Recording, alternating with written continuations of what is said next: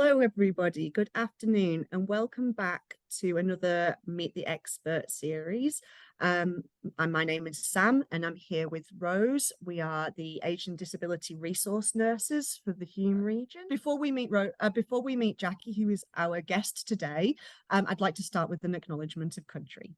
So I'd like to begin by acknowledging the traditional owners of the land in which we meet today.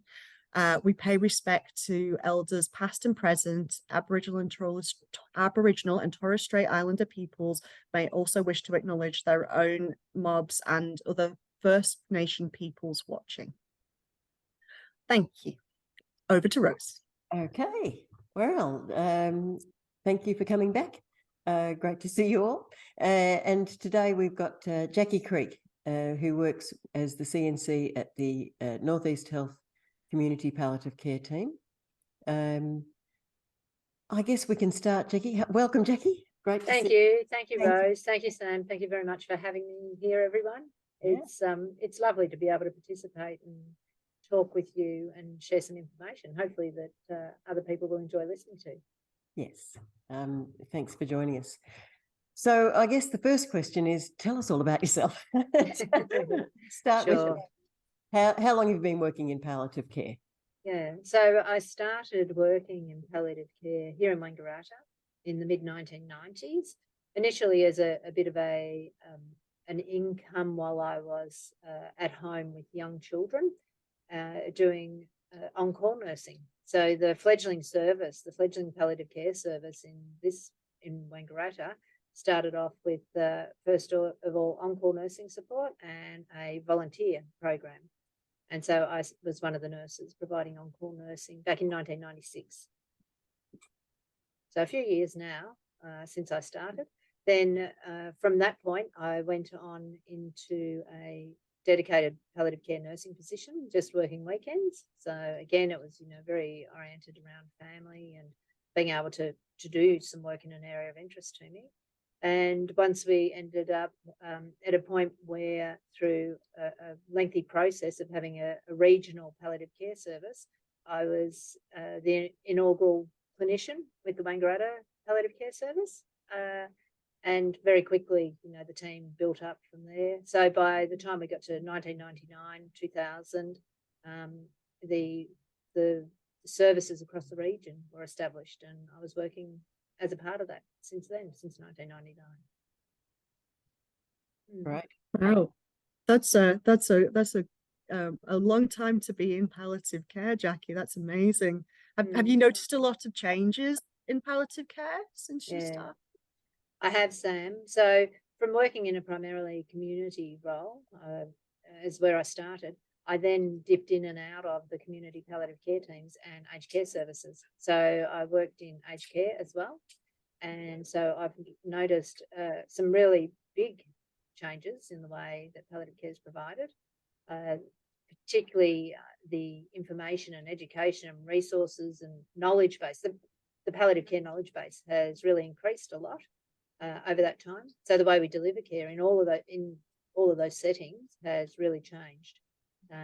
We have, a lot more medications. We have a lot more different approaches, a much wider multidisciplinary approach to palliative care, thankfully. So there's been some really big significant changes. There's also been an increase in the number of people working in dedicated palliative care services, and a big adoption of a palliative approach to care across the wider health sector. So it's changed a lot. Yes, I think, that the P word, as soon as a doctor mentions palliative care, it seems to fill patients with abject fear. That is slowly changing, isn't it? It's still, got a bad rap a lot of the time. Yeah. The name palliative care really is a euphemism for death. Yeah. It is a euphemism for dying. And that's a real problem for people when palliative care is mentioned. You're right. I agree.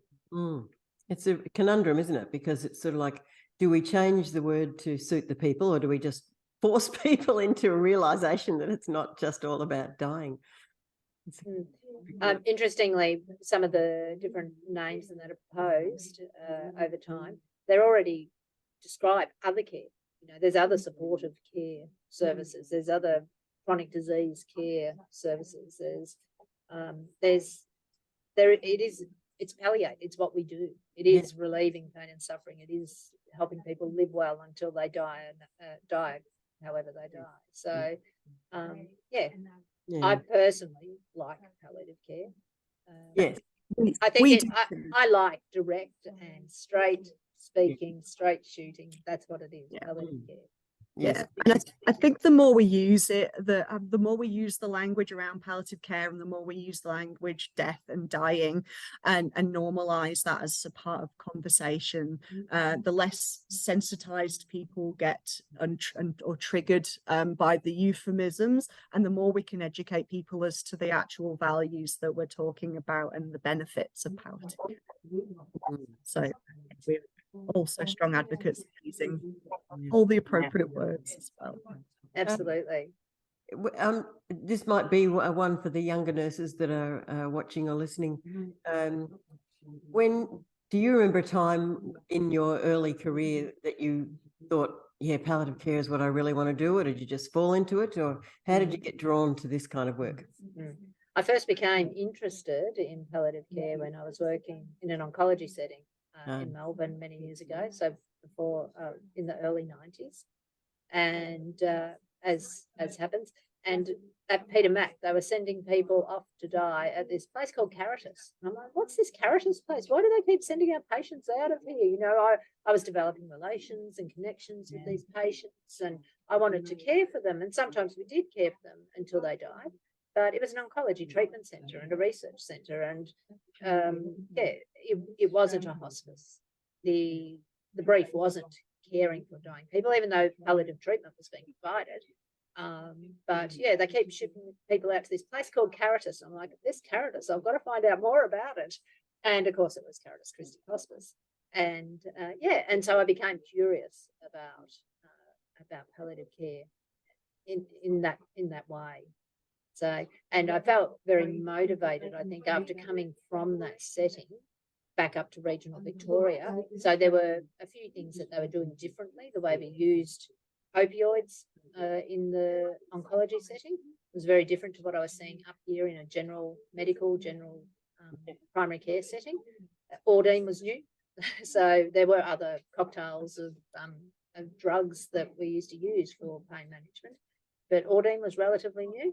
So walking around with medication classes of Ordein down in Melbourne, and then coming up here and struggling to get anything other than 10 milligrams of intramuscular or IV, or no, intramuscular morphine every 6 hours. And that was it. And if they needed more than that because their pupils were constricted, they suffered rather than, explore better pain management.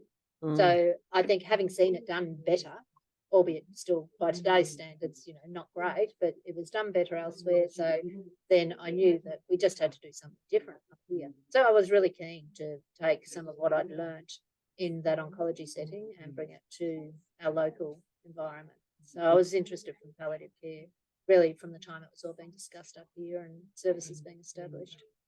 Yes, I've been nursing long enough to remember when you mentioned Ordein, and that was only a new thing. I remember the Brompton's cocktail. Yes, yeah. Which was I couldn't think of the name of it, right? Cocaine and heroin, all sorts of things. What's the Brompton's cocktail? Brompton's cocktail came out of Brompton Hospital in London. It had a few different things in it, but one of the things was either cocaine or heroin or something like that. It was actually like, and I remember handing this out to the patients. Yeah, that's right. That was in the early 80s. And it's interesting you say that. So before xylocaine viscous, we had cocaine mouthwashes. Yes, that's right. Yeah, that's right. Days. Bring back nursing. Eye drops, cocaine eye drops. I think they probably still use them. I don't know. Yes.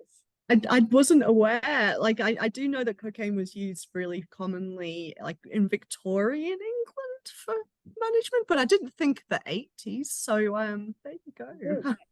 And Sam, just to clarify, we are talking the 1980s, not the 1880s. No, exactly right. Absolutely. But yeah, the 1980s, even as recent as the 1980s. There you go. And you've been working as a CNC for a little while now, have you, Jackie? Yeah, so here in Wangaratta as a CNC for about 3 years. Yeah. So I've come to that role through a number of different experiences. So I worked as a clinical nurse specialist for most of my nursing time.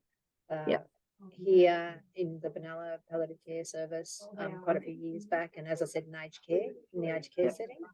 And I worked as the MND shed care worker in this region for about 6 years. And that was fabulous. And that's a really big change I've seen in palliative care, actually. It was nearly 100% cancer patients back in the day. And now here about 75% of our patients have cancer. The other 25% have other illnesses, such as progressive neurological diseases like MND or Parkinson's, and a number of other diseases, but organ failures as well. So heart failures, respiratory, lung failure, brain failure to people with dementia. So yes, the diversity of the population of people we provide care to has really changed in over the time as well. So yeah, but going back where you started, Sam, yes. So I've been a CNC here for about 3 years.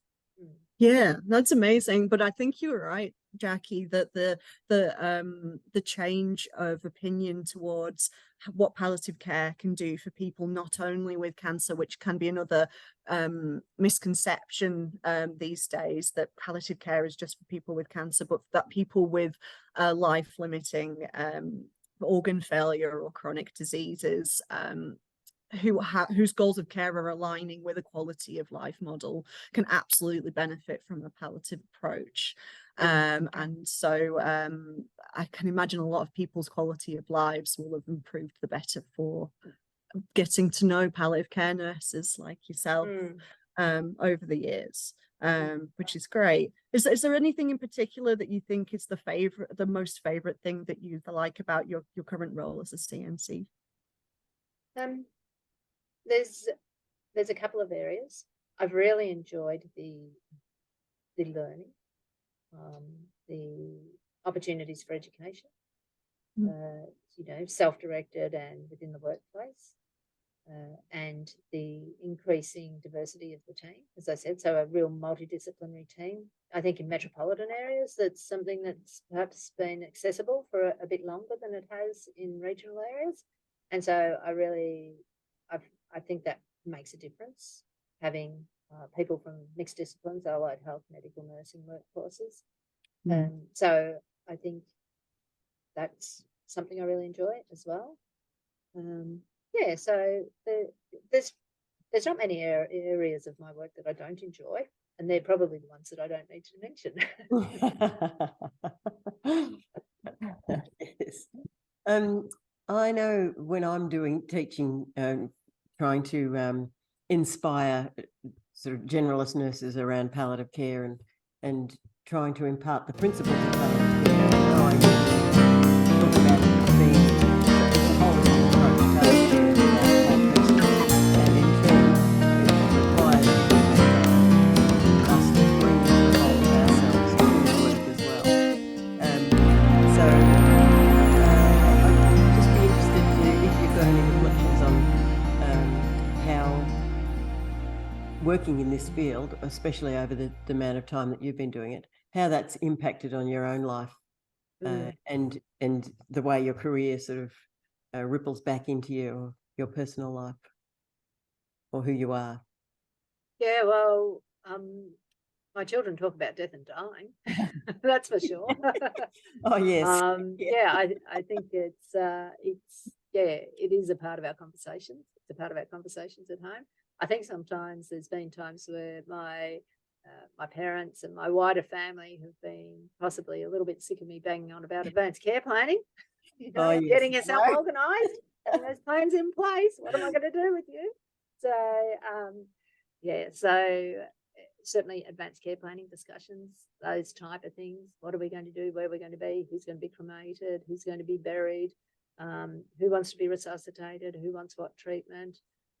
We've had some really funny discussions, actually. You know, there's one member of our family who sees that it will be their hope that in time to come, by the time they're old, that they'll be able to live to be, you know, maybe 120, 130, 140. And I'm like, what about the rest of the world, the population and that sort of thing? Oh, well, I don't want them all to live that long. No way. I just want me to live that long so I can see the changes in the future. And, but yeah, talking about, that's not really palliative care, of course, but just talking about death and dying and future planning is a big part of many conversations at home. Yeah, it's interesting, you know, though, for all my years of experience as a palliative care nurse, when I have had times with family and extended family, wider family, where palliative care has been required, or where there's been those really serious life-threatening times in life, you're still knocked right back into being a vulnerable person with someone you love that is struggling or suffering, or whose self is threatened.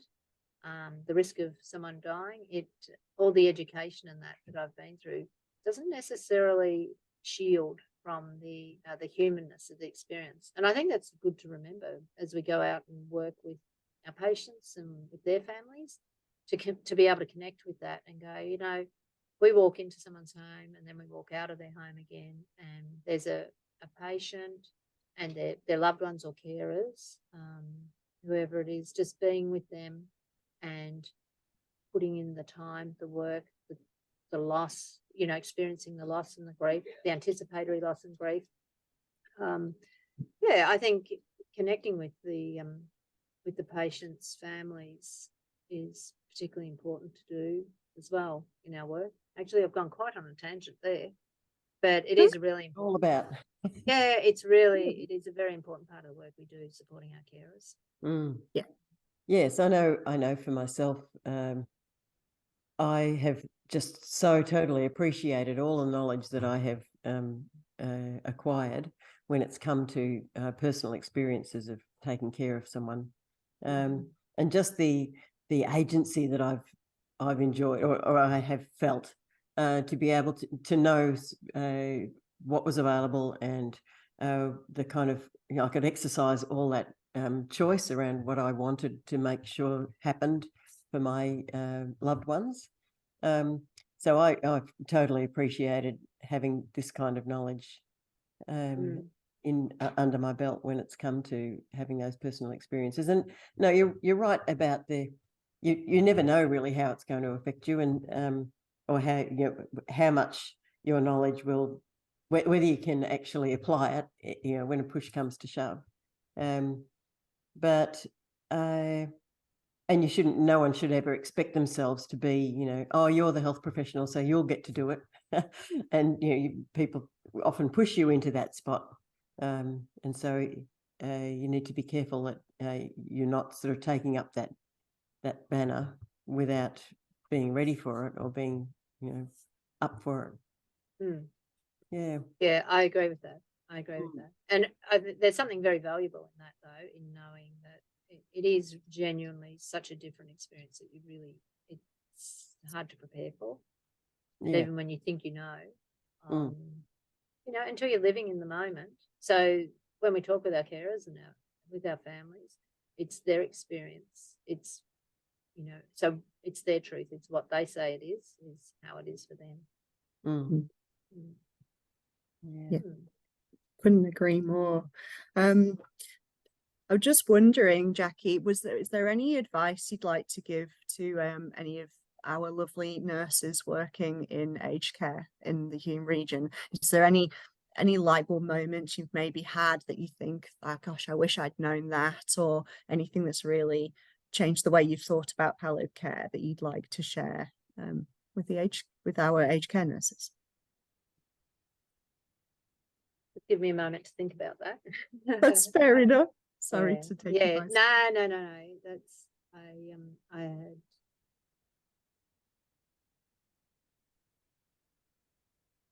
I think something that I remember from when I worked in aged care, there was one thing I remember being particularly useful, working with our family members and with the residents, but with the family members as well. And that was about the early introduction of talking about a palliative approach to care. And so incorporating a palliative approach to care as part of the conversations from the earliest time. So, you know, when there was opportunities to talk about the future, incorporating palliative care into part of the planning. And as a part of that, also taking time and opportunity to know the residents, to know their story, to learn more about them, and understand the person that they are and who they are to their family members and, you know, themselves as individuals, but who they are to their family members, and just taking the time to really connect with the people that you work with and only ever seeing them as the people that they are, not, yeah. And I think aged care does that very well. There's a lot of great practices in aged care that really support good palliative care. Yeah, I think that's also part of that holistic care. You can't care for someone holistically unless you know the whole of them. And so it is incumbent upon us to find out, you know, is there anything else that we need to know about you? Because, you know, we only get one shot at death. And we wanted to make it as good a death as can be, as good an experience for everyone involved. Yeah. Yeah, for sure. I always liked this when we talk about some of the practices. I always liked the way that when someone had died in the aged care facility, you know, I'd come in the next day and their loss was acknowledged through a photo or some acknowledgement of the person. And, you know, it was tricky sometimes. I remember walking that line of this person's dying, their families are with them, there's other residents around, how much information you share and you can't share, and, you know, what is their rights to know about the person in the building with them that's dying. So I did always like the way that deaths were acknowledged in the areas where I've worked, because grief affects everyone in the facility as well. So, and grief is, you know, that bereavement phase is one of the palliative care phases, and the respect that was shown to a deceased person just by, you know, that acknowledgement that they'd been there, burning a candle or you know, something of that way within the building, within the facility, for the other resis.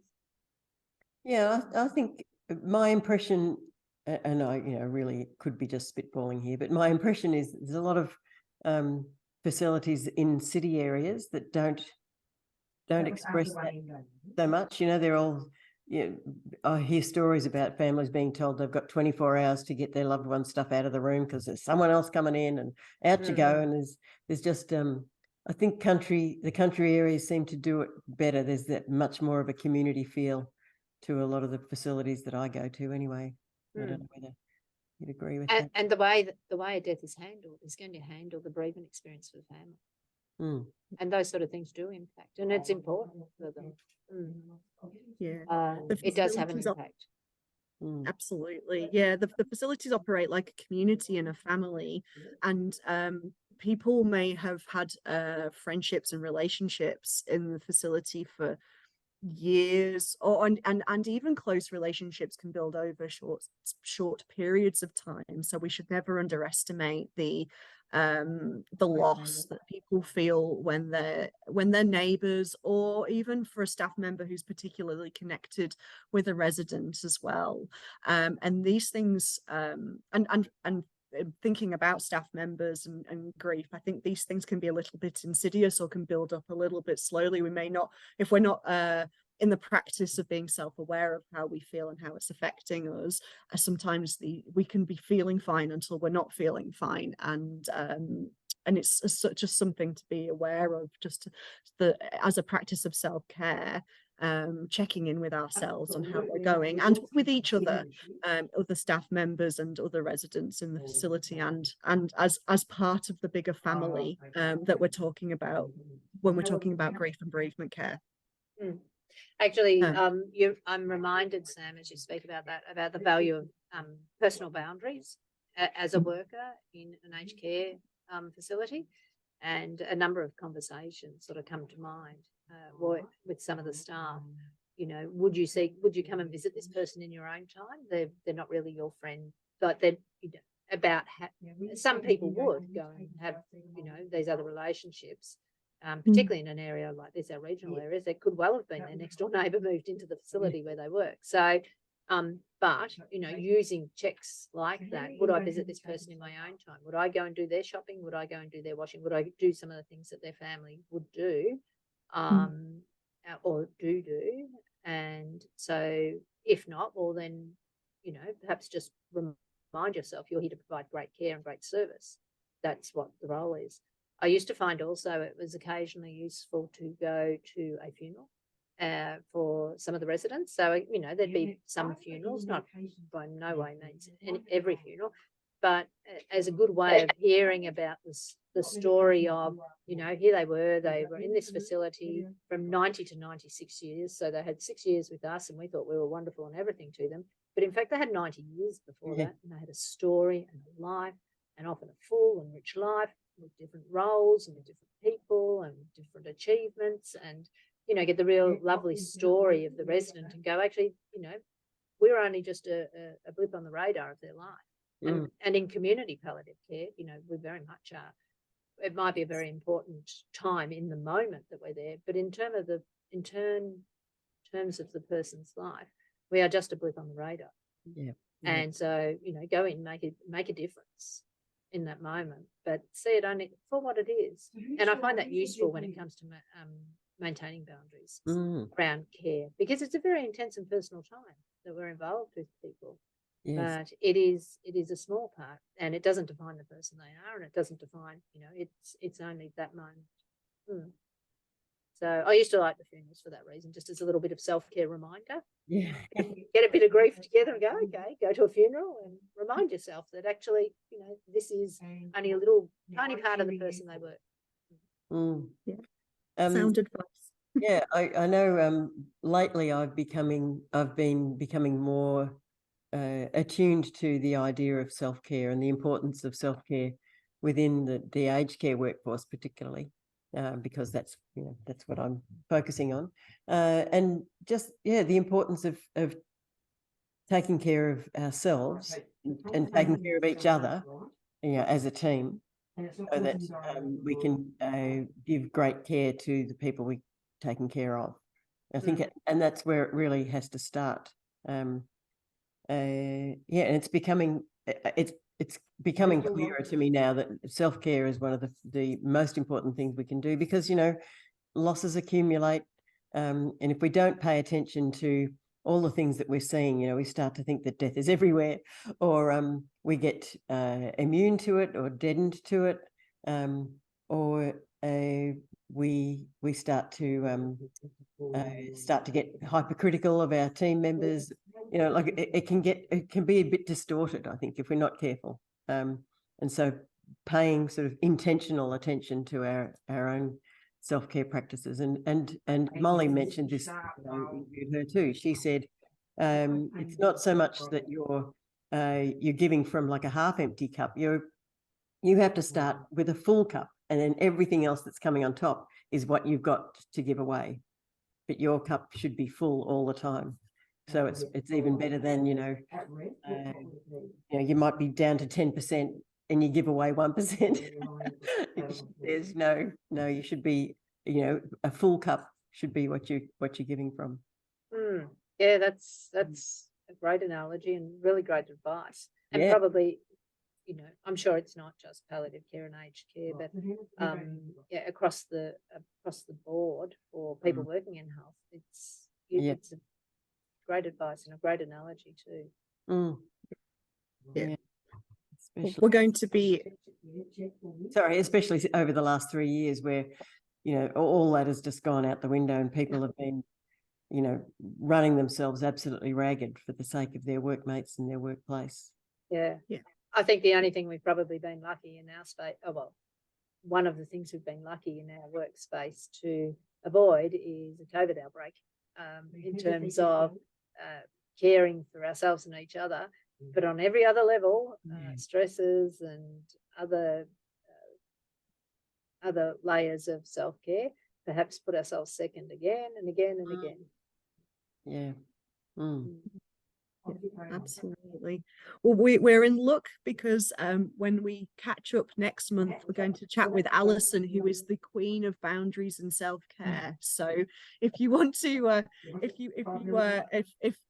if the viewers want to hear a little bit more about that, keep checking in with us, because we'll have more to say on the matter. All right. Did you have any questions, Rose? I don't think so. Jackie, is there anything else you want to say? No, look, Rose, I'd be guided by what you think. Well, I'd like to thank you very much, Jackie, for making some time for us to have a chat today. I think it's been wonderful, and I think you're wonderful. Thanks, Rose. I'm actually heading off on holidays after this, so I'm ready for a little break. Yes, so good. This is a nice way to finish up the work week. Or a nice way to finish up the work week before I go on leave. Thank you both very much. Right. Well, thank you so much, Jackie. It's been a lovely chatting with you, Jackie. Thanks so much. Okay. My pleasure.